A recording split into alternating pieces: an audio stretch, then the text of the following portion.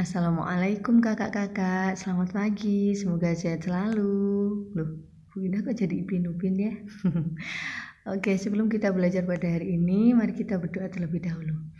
Bismillahirrohmanirrohim. Oke, hari ini kita akan belajar dua hal. Yang pertama, coba, apa ini? Iya, benar, ini adalah diagram batang. Kemarin kakak-kakak sudah belajar membuat diagram batang, ya kan? Dalam diagram batang itu ada judul. Misalnya ini ada judulnya data banyak siswa di SD Merah Putih.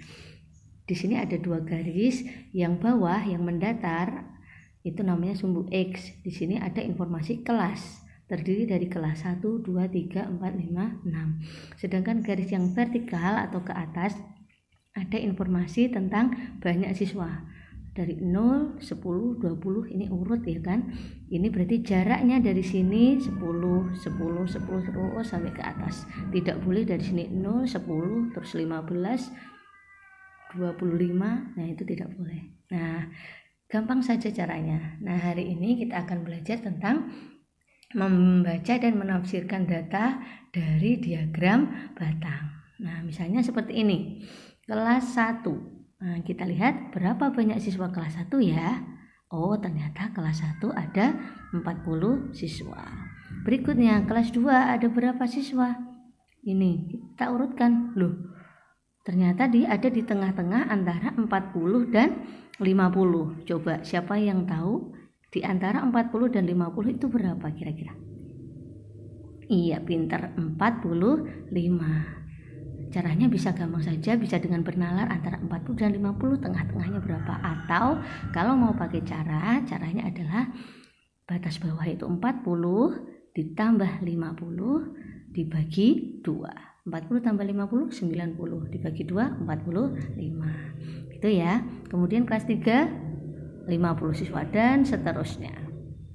Oke, kalau misalnya pertanyaannya, kelas mana yang mempunyai siswa paling banyak?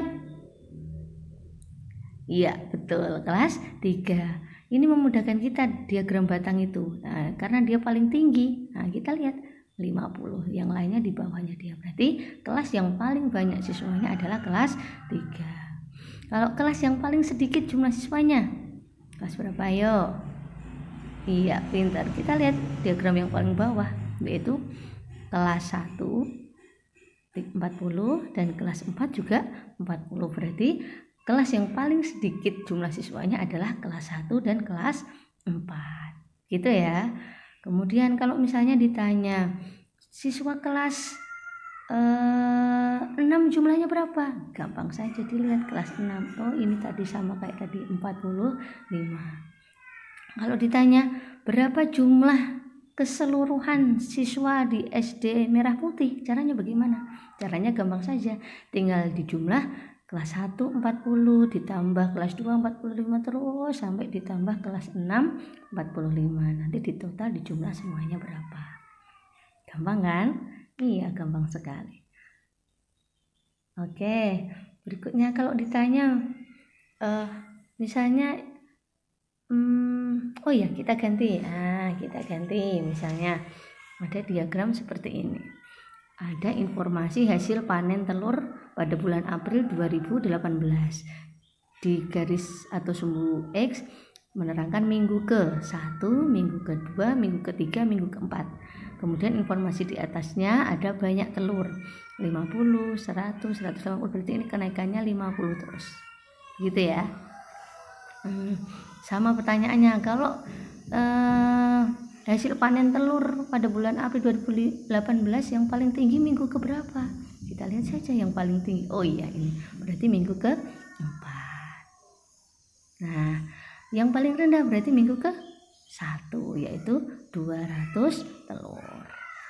Bisa juga pertanyaannya begini, berapa selisih hasil panen pada minggu pertama dan minggu kedua? Coba caranya kita lihat, minggu pertama 200, minggu kedua 250. Berarti selisih itu dikurangi, yang besar dikurangi yang kecil. Berarti 250 dikurangi 200 sama dengan 50. Gampang kan? Berikutnya misalnya pada minggu berapa terjadi penurunan, misalnya terjadi penurunan. Nah berarti kita lihat minggu pertama kan baru mulai, minggu kedua semakin tinggi, berarti ini namanya mengalami peningkatan atau kenaikan. Minggu ketiga dari 250 kok ke bawah, nah ini berarti minggu ini terjadi penurunan. Sebesar berapa? Misalnya ditanya begitu, sebesar berapa? Dicari. Minggu kedua itu 250, minggu ketiga berapa ini minggu ketiga? Di tengah-tengah antara 200 dan 250. Berapa kira-kira? Iya, 225. Caranya ada banyak ya, seperti tadi bisa ya. 200 tambah 250 berarti 450 dibagi 2 berarti 225. Atau ini ke sini kan selisihnya 50. Berarti kalau separuh saja berarti separuhnya 50 25, berarti 200 ditambah 25, jadinya 225 di minggu ketiga. Berarti penurunannya adalah 250 dikurangi 225 gitu. Sedangkan minggu keempat mengalami kenaikan. Nah, jadi pertanyaannya bisa sangat bervariasi. Misalnya kenaikan yang paling drastis atau signifikan minggu keberapa bisa dicari, dihitung sendiri. Gitu. Ada lagi misalnya variasi yang lain. Misalnya mana ya tadi ya? Udah tadi lihat. Nah, misalnya ini aja yang gampang. Misalnya seperti ini nih. Ini nanti buat soal. Misalnya seperti ini. Nah, ada data nilai dan banyak siswa kelas 4. Nah, di sini sudah ada nilai 60, ada 5 orang siswa, 65 ada 3 orang siswa, nilai 70 ada 9 siswa, 75 ada 8 siswa, kemudian 80 ada 12 siswa, 85 masih rahasia, ya kan? 90 ada 6 siswa. Jika jumlah seluruh siswa tersebut adalah 50 orang, jadi semuanya siswa kelas 4 itu 50 orang, berarti bagaimana caranya mencari berapa siswa yang dapat 85? Caranya bagaimana ya? Pinter. Caranya adalah kita jumlah terlebih dahulu. Ini tadi misalnya ya, berarti 5 tambah 3 tambah 3 berapa? 8 kan? 8 tambah 9 17 tambah 8 25 tambah 12 37. Ini masih rahasia. 37 tambah 6 berapa tadi? 37 tambah 6 43. Nah, yang sudah diketahui 43, padahal jumlah semuanya adalah 50. Berarti kurangnya berapa ini? Iya, berarti 7 siswa. Caranya bagaimana? 50 dikurangi 43. Begitu caranya. Paham? Oke, pinter. Itu dulu dari Bu Indah untuk yang pelajaran yang pertama. Nanti kalian bisa berlatih untuk mengerjakan soal di halaman 132. Tidak usah ditulis soalnya, langsung jawabannya saja. Yang penting kalian paham.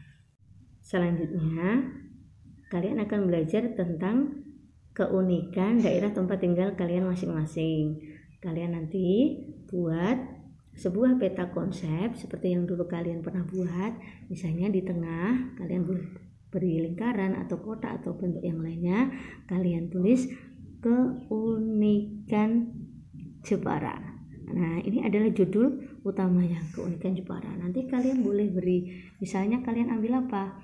Pariwisata, Bu Indah. Boleh pariwisata. Kamu tulis pariwisata. Kemudian nanti kalian sebutkan apa saja pariwisatanya. Nah, kalian tulis di sini. Ada 12, Bu Indah. Boleh 12.